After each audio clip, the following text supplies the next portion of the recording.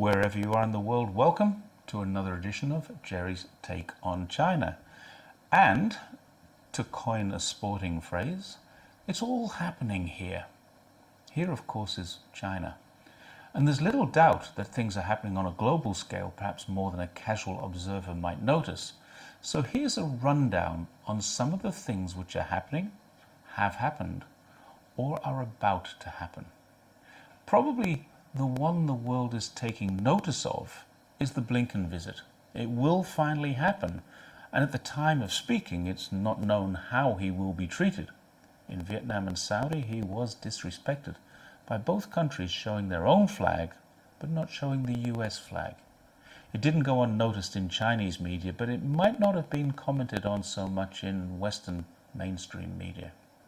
On a lighter note, the Argentinian football team were confined to their hotel for a while as Chinese fans besieged the hotel in the hope of just catching a glimpse of their idol, Lionel Messi, who almost didn't make it into China as he thought, having visited Taiwan without a visa a while ago, the same would be true of mainland China.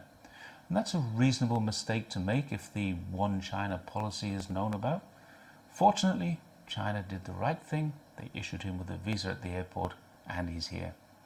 Putting that aside, until recently, Honduras was not a friend of China, but the president, Xiomara Castro, arrived here to open an embassy and was treated like the friend she has proven to be.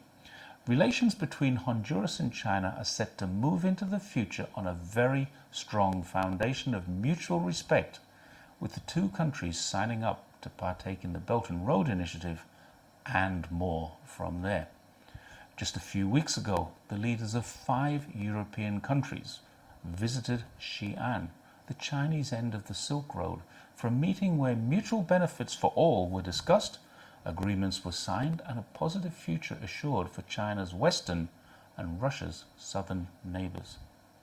This week, China confirmed its support for the Palestine Liberation Organization by hosting President Abbas of Palestine and making a commitment to work towards recognition of a two-state solution to the Palestine question.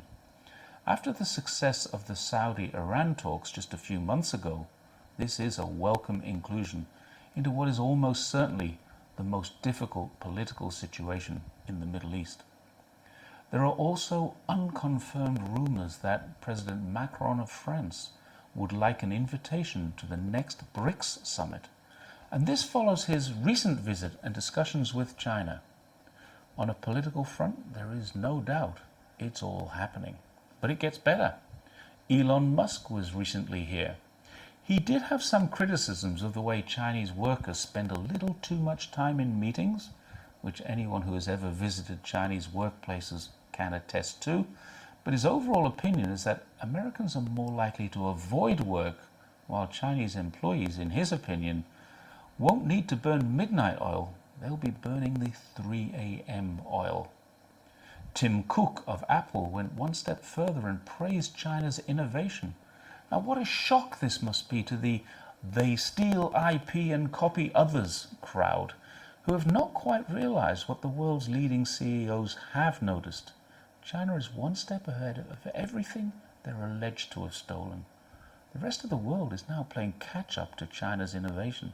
So much so that the very recently released world rankings of quality research, China has streamed ahead of Oxford, Cambridge, and even Caltech, with not just a little more, but 22% more contributions to global research.